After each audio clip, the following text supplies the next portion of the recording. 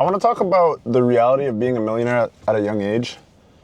And the reason being is because at a young age, let's say you're 20 and you have $1 million, or 21 and have $1 million. Let's say under 25 and have $1 million.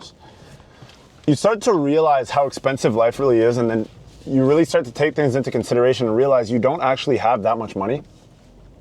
And the reason I'm going to say that is because let's say you're 40 or 45 and you've already gone through a large majority of your life. Your kid's already old. You already have a house. You already have a car. Whether it's paid off or not, if you're sitting on $1 million, you have a pretty decent amount of money to live. I want to say maybe not for the rest of your life. Well, honestly, at 45, you could probably make $1 million last pretty much the rest of your life. But let's say at 20, that $1 million, especially with inflation and over the course of the next 20 years, you're going to need a lot more money than that to live. And people don't necessarily realize that. So when you're young and you fall upon money, you have to understand how to maintain that, how to create a foundation for yourself and not just splurge that money.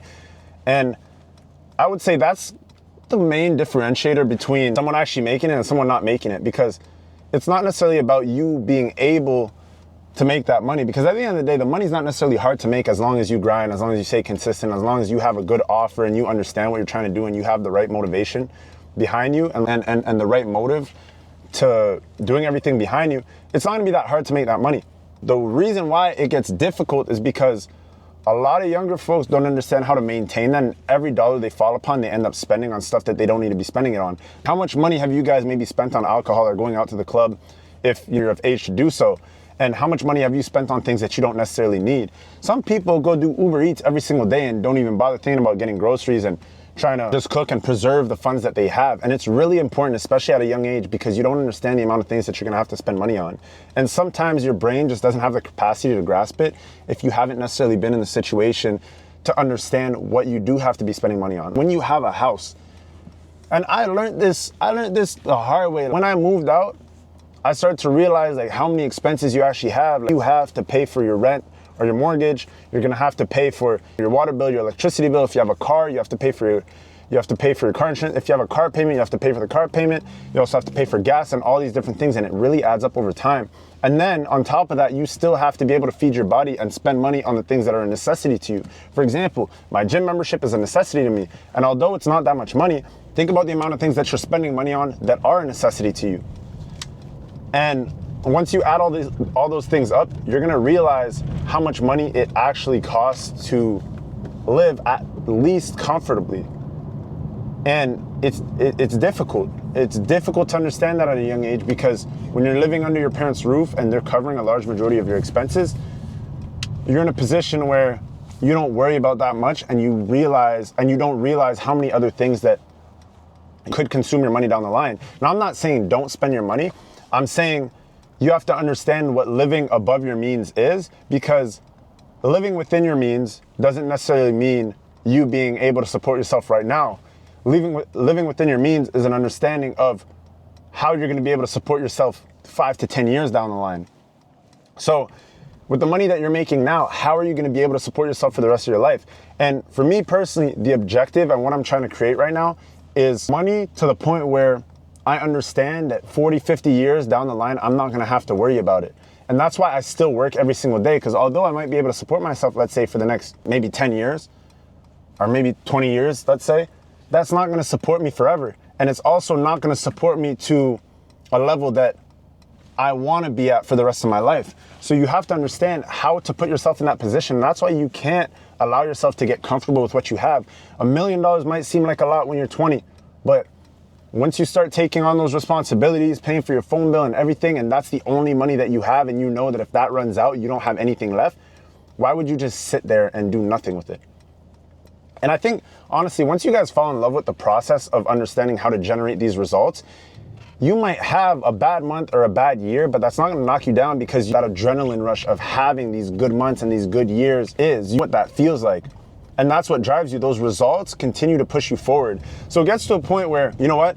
You understand that you can support yourself, and you might not need to struggle anymore to support yourself, but you still want to be able to continuously grow over time. What good is you investing all this time and energy right now into yourself, into your business, all this blood, sweat, and tears and everything, all these sacrifices that you're making, missing on time with your family, missing on time with your friends? What good is that if you're just gonna get there to where you want to be and then give up on it. You guys don't understand too that within this business stuff and generating income, at the end of the day, money is just a number. And think about how high numbers go. Numbers are unlimited. Numbers don't end. It could count to whatever.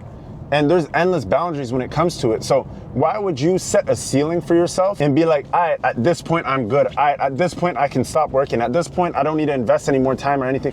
I'm a person, I don't even think that I'm gonna retire. I don't think I'm gonna retire. I can't retire. The way my mind works, I think the only way I would retire is if I'm on my deathbed and I'm incapable of even making any sort of rational decisions. I think that's the only way I would retire. And at that point, it's not even my fault. Life retired me. You get what I'm saying? So continuous work, continuous effort, your mind always has to be running. And if you let your mind be at rest, you're gonna be at rest. And you're not gonna be able to progress. The worst thing you can do is allow yourself to get in a drought to the point where you're gonna have to pick yourself back up from ground zero. And when I say ground zero, I don't necessarily mean let your bank account run to zero. What I'm talking about, or what I'm referring to, is allowing your mind to hit zero, allowing your mind to fall back to a point where it's so calm that it has no worries or anything like that, and then trying to pick back up from that point. It's basically like you train your body, you train your body, you train your body, you get super D's, you're big as fuck, and then you stop going to the gym and you get fat again. How are you gonna get yourself out of that? And that's the hardest thing to pick yourself back up from. So don't allow your mind to be at rest. You can't necessarily take days off. You can't necessarily let your mind hit zero, because if you even let it hit zero on the weekend, when Monday comes around and you're gonna have to get up at the same time again and go back to work, it's gonna hit you and it's gonna slap you in the face. And you're not gonna be able to figure out what to do from there. So you can't let your mind, your body, or any of that go to rest. You always have to at least have even a little walk on mentally, or so you don't have to be running or driving 1,000 miles per hour. You don't have to have your mind on 1,000 miles per hour all the time, but at the very least, you still have to have a little walk or a little jog going on in your brain, because the second that hamster starts running, it's gonna get stuck in the tube and it's gonna die. I'm spitting. So I hope you guys understand where I'm coming from with this one, and don't allow yourself to get comfortable, because that's what'll kill you. That's what'll kill your finances. And that's what's gonna continue to lead you to be like, oh, look, I have 50 grand in my bank account right now. All right, if I spend 5, I'm gonna still have 45. And then if I spend 10 from there, I'm gonna still have 35. And then that's what kind of draws you to zero. So you can't be doing that kind of stuff.